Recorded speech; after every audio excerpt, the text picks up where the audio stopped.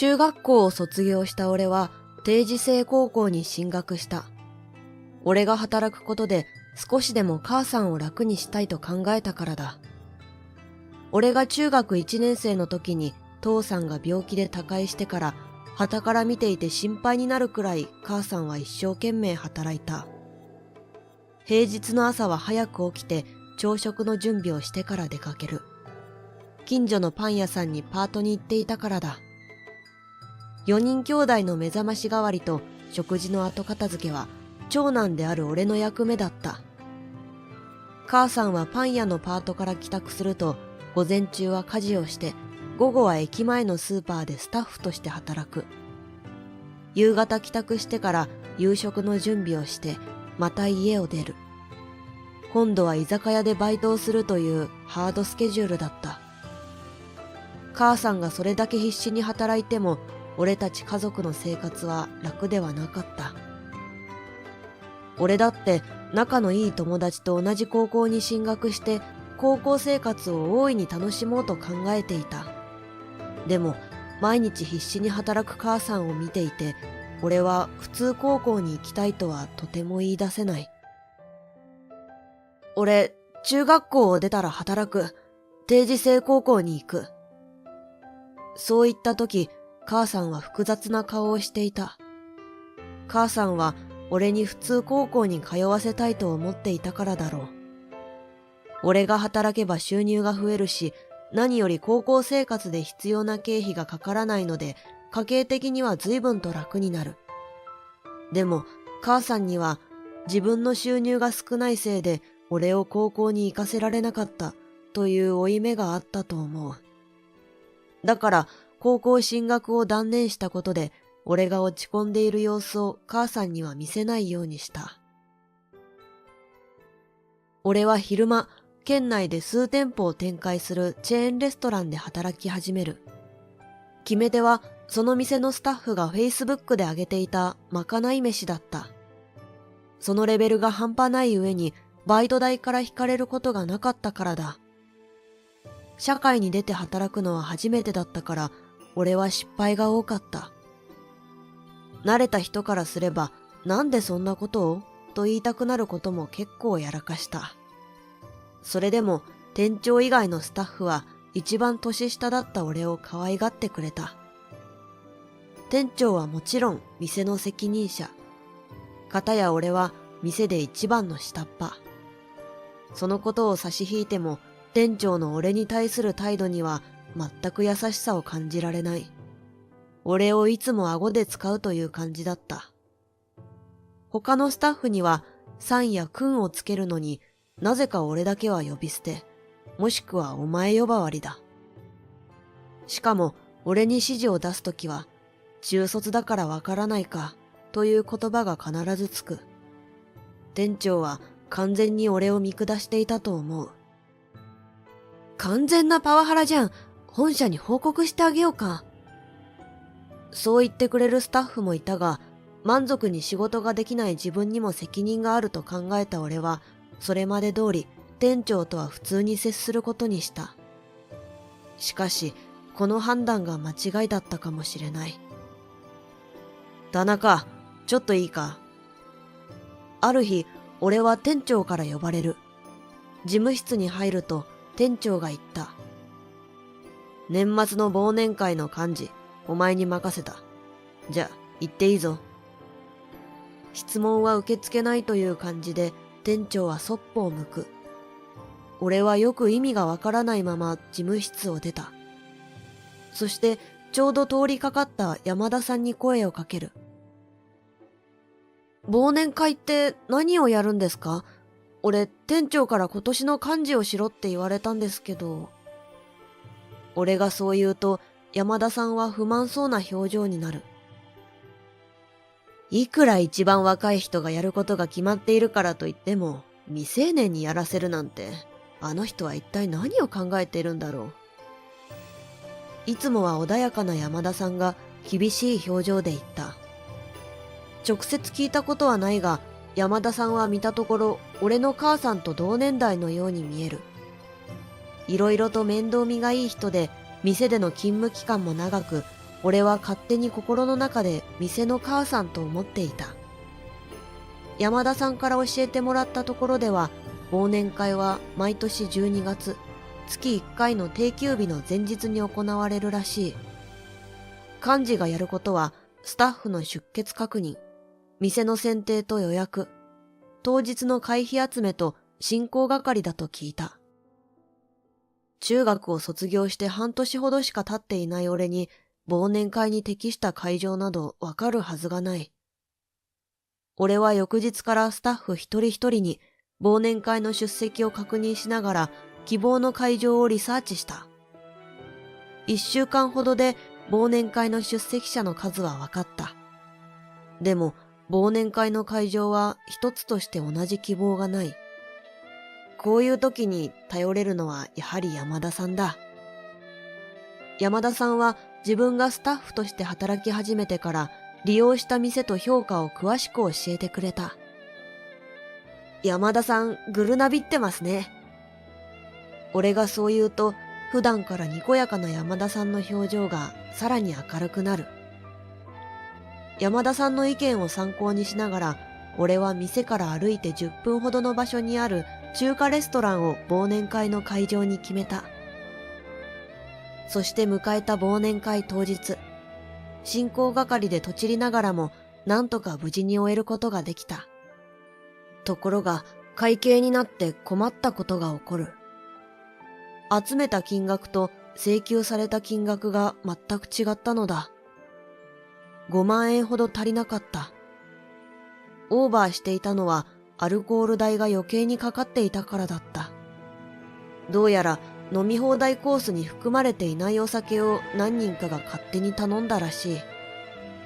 追加で会費を集めることも考えたが、ほとんど店の外に出ていて、すでに帰った人も何人かいた。俺は迷い、たまたま通り過ぎようとしていた店長に事情を説明する。店長の返事に俺は耳を疑った。最初にきちんと説明していなかったお前が悪い。会場の様子をしっかりと見ておけば止めることだってできたはずだ。責任はすべてお前にあるんだから、お前が払え。それだけ俺に言うと、店長はさっさと店を出て行った。まさか、そんなことを言われるとは思っていなかった俺は固まった。余計な手持ちなどあるはずがないから、ひとまず翌日持ってくることを何とか了承してもらって俺は店を出た。店の前にはまだ何人かが上機嫌で話している。今日はお疲れ様。山田さんが俺にねぎらいの言葉をかけてくれた。しかし俺は、はい、と小さな声で答えただけだ。その場で代金が違っていたことを言えなかったのは、店長がじっと俺たちの方を見ていたからだった。忘年会の翌日、出勤した俺は店長から呼ばれる。昨日のことはしっかりと自分で解決しろよ。そう俺に告げると、もう言うことはないとばかりにそっぽを向いた。その日の夕方、俺は金を引き出すために銀行へと向かう。ATM を操作しながら目に涙が溢れてきた。俺が引き出そうとしていた金は、1ヶ月後に迫った母さんの誕生日を高級寿司店で祝うためにバイト代の中から毎月コツコツと貯めていたもの。就職1年目に迎える母さんの誕生日はめったに行くことができない店に家族全員で行きたいと考えたからだ。その店は予約が取りにくい店だと聞いていたので、母さんの誕生日の2ヶ月前には予約を入れていた。俺にお金の余裕などない。その貯金を忘年会の不足分に充てると、寿司店の代金は払えなくなる。だからといって、忘年会の代金を払わないわけにはいかない。銀行で預金を引き出し、前日の忘年会会場へと向かう足は重かった。忘年会の代金の不足分を払った俺は、寿司店に連絡を入れようと考えた。しかし、なかなか電話番号を押すことができない。もしかしたら、どうにかなるかもしれない。当てなど何もないのに、自分の都合がいいように考えてしまった。そして何の解決策もないまま時間だけが過ぎ、気がつけば予約キャンセルの期限である1ヶ月前になる。仕方なく俺は寿司店に連絡を入れた。1ヶ月後に5名で予約を入れている田中です。俺がそう告げると、寿司店のおかみさんらしい人が明るく言った。ありがとうございます。当日はよろしくお願いします。俺はおかみさんにどう説明すればいいのか迷う。すると次の瞬間、おかみさんは俺が驚くことを言った。お心遣いありがとうございます。すでにお代をお支払いいただいて。俺はうまく言葉の意味が飲み込めない。ちょっとだけ太めで40歳前後の女性が代金を支払ったとおかみさんは教えてくれた。おかみさんの言葉に俺はある女性の顔が浮かぶ。でもその女性が俺のためにわざわざ寿司店に高額な代金を支払いに行くとは考えられない。ただ寿司店のキャンセルは一応免れたことだけは事実だった。翌日バイトに入った俺はすでに出勤していた山田さんに近づく。寿司店の代金払ってくれたのは山田さんですか？俺は恐る恐る聞いた。あら、もうわかっちゃったの？もう少し黙っていて脅かそうと思ったのに。山田さんは屈託のない笑顔を浮かべる。でも、なんで？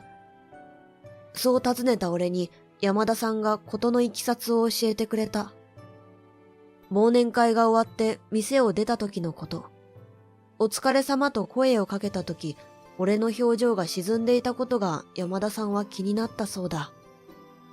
それで全員が帰った後、もう一度山田さんは忘年会の会場に戻って話を聞いたらしい。俺の表情が沈んでいた理由が代金不足だったことを知った山田さんは、忘年会の翌日、アルコールを追加で頼んだ人に払うべきだと店長に意見するため事務室を訪れた。山田さんがドアに手をかけた時、昨日のことはしっかりと自分で解決しろよ、という店長の声が聞こえた。しばらくして事務室のドアが開く。山田さんは慌ててドアの後ろに隠れた。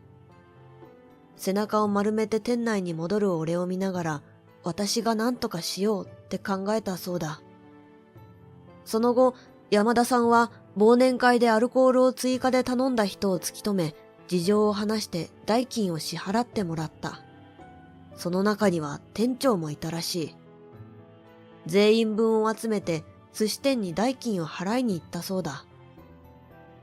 でも、なんで俺にじゃなくて寿司店に払うんだ？それに俺、寿司店のことを話した覚えはないぞ。俺は思った。でも俺は一回だけ山田さんに漏らしたことがあったらしい。それは忘年会の会場をリサーチしている時だった。実は俺、母さんの誕生日に家族全員で初めて高級寿司店に行くんですよ。おそらく俺は山田さんに無意識で言ったのだろう。でも山田さんには強く印象に残った。自分のことはすべて親がやって当たり前と思っている息子に爪の赤を煎じて飲ませてやりたい。そう考えたからだそうだ。それでも一つ俺には疑問が残った。なんで集めたお金を俺に渡すのではなく寿司店に支払ったかということだ。一つは俺を驚かそうといういたずら心だったらしい。それともう一つ、山田さんは社会人としての心得を俺は学ぶべきだと考えたそうだ。理不尽なことはきちんと理不尽だと言える人間にならないとダメよ。山田さんは優しく諭すように俺に言う。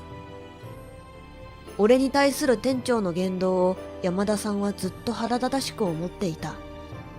店長に対する不満は忘年会の会費の件で一気に爆発した。俺は知らなかったが、俺に対する店長の言動がパワハラに当たるのではないかと、店のスタッフ数人が連名で意見してくれていた。現在本社で審議されていて、数日中に結論が出るそうだ。俺は山田さんや店のスタッフがそこまで俺のことを思ってくれていたことに胸が熱くなった。一方で俺にはもっとしっかりしてほしいという思いもあったそうだ。知ってた？田中くんは愛されキャラなんだよ。だからそこそこの失敗は多めに見てもらえるの。その長所はしっかりと伸ばしながら短所は認めて改めないとね。山田さんはにっこり微笑んだ。そして迎えた母さんの誕生日。高級な雰囲気と美味しい食事に全員が緊張していると、誕生日ケーキが運ばれてきた。俺は頼んでいない。不思議に思っていると、ケーキに手紙が添えられていることに俺は気づく。そこにはこう書かれていた。素敵な一日になりますように、スタッフ一同。